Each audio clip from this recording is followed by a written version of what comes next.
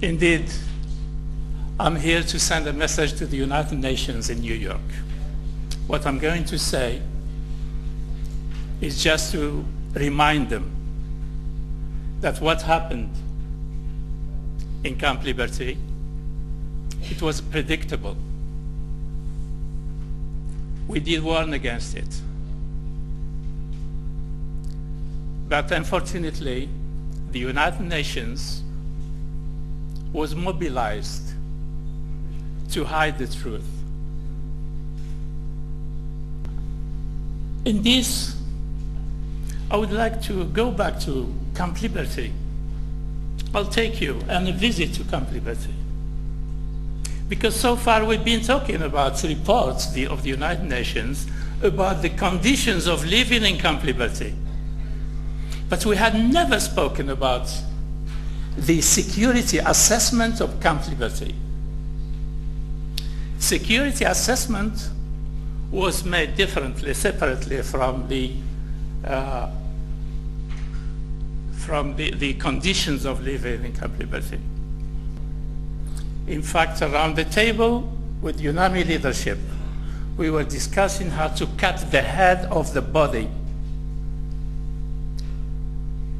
Relocation, which is not a relocation, it's forcible eviction. The real aim is to disband the Ashrafis, but there is no way to disband them, so you have to take the leadership away from the population of Camp Liberty. In that sense, and this is the language we used, that the rest of the population will go, each and every one, their way. They will disappear in the nature. But the leadership will be arrested. And from this platform, I warn again that there will be further attacks. There will be further attacks and there will be arrests. I'm certain about that. But why is the United Nations keeping quiet on this? These are plans, we know them. We put them. So why is the United Nations keeping quiet? I want to say that as long as the people in charge of Ashraf are misleading the international community, and the international community is taking seriously what they're saying, there will be again serious crimes taking place in Camp Liberty, and it's time to stop it. How to stop it? To me, it's very obvious. While the present format of UNAMI is in place, there will be massacres, and there will be covering up. The human rights reports, and I said it before the Congress, that it's been doctored. We prepare reports with the intention not to upset al-Maliki.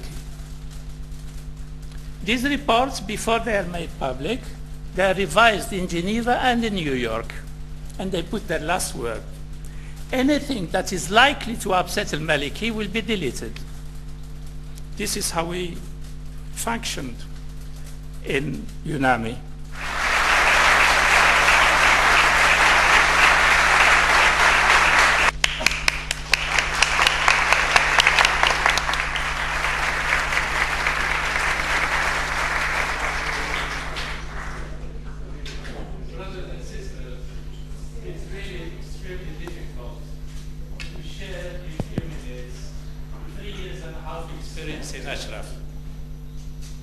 So this is why I faced a number of questions that I think it's necessary to clarify to you today, And by clarifying them to you, I'm sending also a message to the people in New York.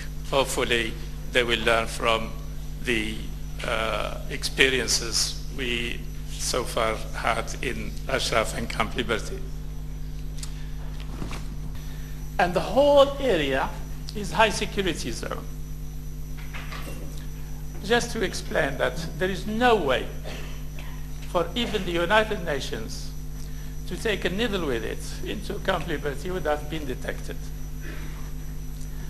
But the whole compound, as you see it, is extremely vulnerable.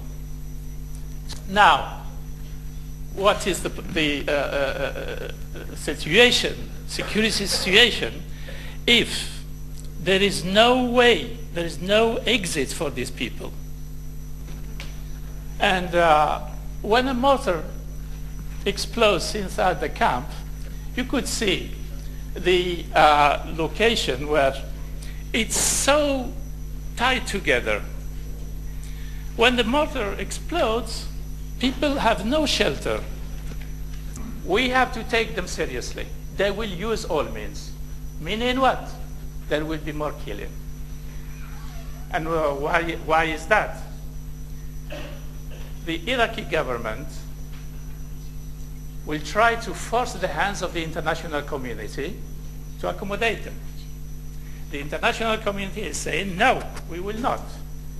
The Iraqis will hit again, they will kill again, to force the hands of the international community to do something.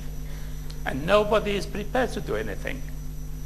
And the country that has the first responsibility vis-à-vis the Ashrafis is the country that granted them the protected person status under the Fourth Geneva Convention, which is the United States. What are the other solutions in Iraq? Solution is Camp Ashraf. In Camp Ashraf, there are safe havens in Camp Ashraf. There are less density of the population in Camp Ashraf. 36 kilometers square is not to be compared with half a kilometer square. So therefore, a return to Ashraf, while a solution is being sought, while we are searching for a solution, for the safety and security of the people, give them a safe haven. Camp Liberty has been proven now, it's not safe haven, it's a killing zone.